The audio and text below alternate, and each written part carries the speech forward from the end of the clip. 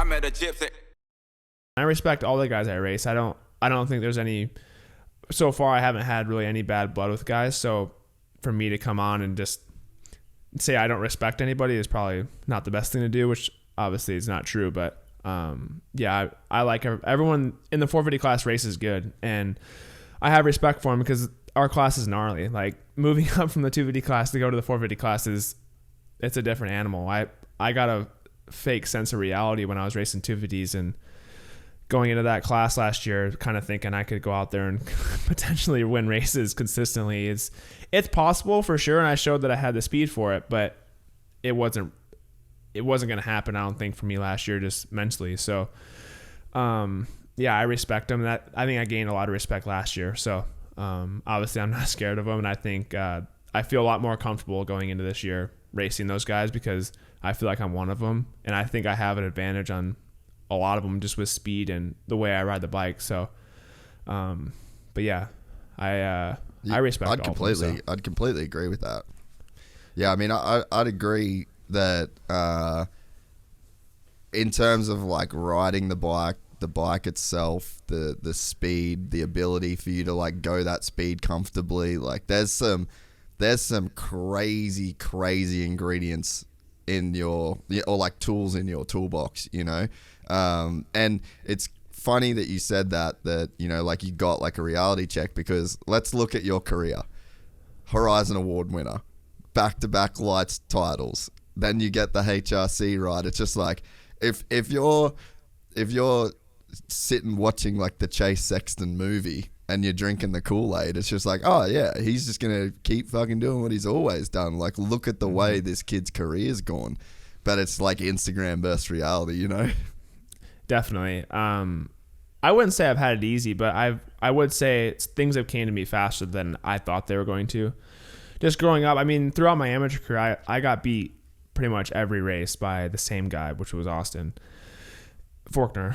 And so it wasn't easy for me, but I feel like through all of that, I became more mentally strong. And I became just tougher in general, and it helped me a lot throughout the first. Because when I came to my first pro race, I broke my femur in practice, which was, I don't even count that as my first pro race because didn't even make it through practice. But it was tough after that. I mean, I got lapped my first outdoor moto by Zach Osborne, which I don't like to admit, but that I did. I got lapped, so I definitely made a lot of progress from there till now. But my 250 career was great. I feel like it went by really fast, and coming into the 450 class, I think a lot of people didn't really expect me to be anything that good. So I had to prove myself, and I feel like last year I proved a lot of stuff to myself that I can definitely run with these guys, and I'm not any worse than them speed wise, which I feel like I definitely proved. So yeah, last year was not easy. It wasn't easy on my mental side either. I was in some dark spots last year after Dallas, the second crash. My face hurt so bad that, I mean, dude, if my window would have been open in my hotel, I might have just jumped out. I was so over it. Not actually, but I was so over it because I was like, dude, I don't make these mistakes usually. Like, my mind was not in a good spot. I was second guessing everything. I was not confident, not anything. And then finally got a little bit of momentum towards the end of the year. But I mean, last year was a big character building year for me because it was tough. It was tough on me.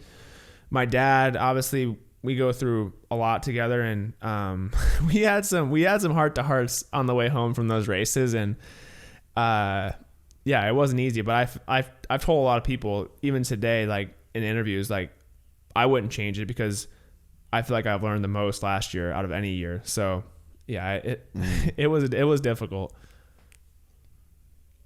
Yeah, and the thing too, man, is just like to go back to jiu-jitsu. I said one day to one of my coaches, it was like summer, like a couple years ago, and I just got completely bashed by like all day. Just got bashed this whole time that I was in the gym. It was hot as balls, and I was just like laying on the mat, and then like full just like starfish laying on the mat, and then one of my coaches walked past and like laughed at me. And I was like, fuck, that was hard. And he leaned down and was like, did you come here for this to be easy?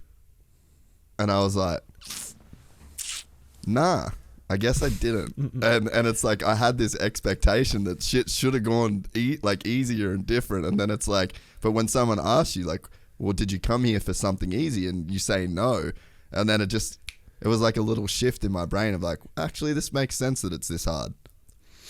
Yeah, I mean, the saying is nothing that's easy is worth having. So last year, I mean, if you look at it that way, yeah, I mean, last year was hard, but I'm definitely feeling like it's made me someone a lot better. And it was weird. Like just last year, I had so many outside influences telling me what to do, kind of putting their 2 cents in. And at the end of the day, it just confused me. And I had a lot of dark days last year. So I'm definitely glad it happened because, like I said, I feel like I'm a lot better. And like, yeah, nothing worth having is easy. So I think if I can go out there and crush it this year, I'll be a lot happier. But yeah, it was a struggle, and like I said, 250 career was not easy, but it went by fast. So we're in the man's class now, and it's definitely got a taste of that last year.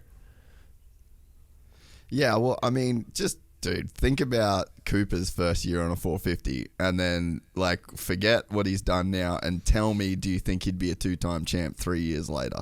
The answer is no. No 100% way. of everybody is like, that dude fucking sucks.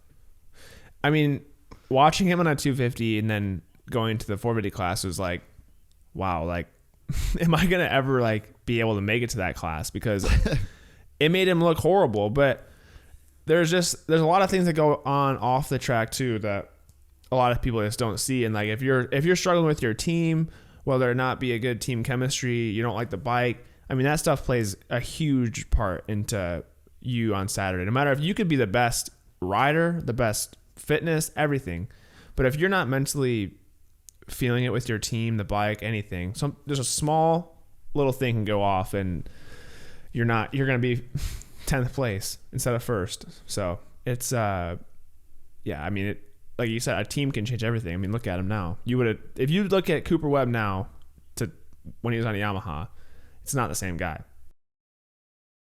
If you enjoyed this content, please like and subscribe. And to listen to the full 3-hour podcast, search Gypsy Tales in your favorite podcast platform or click the link in the description below. Gypsy Gang.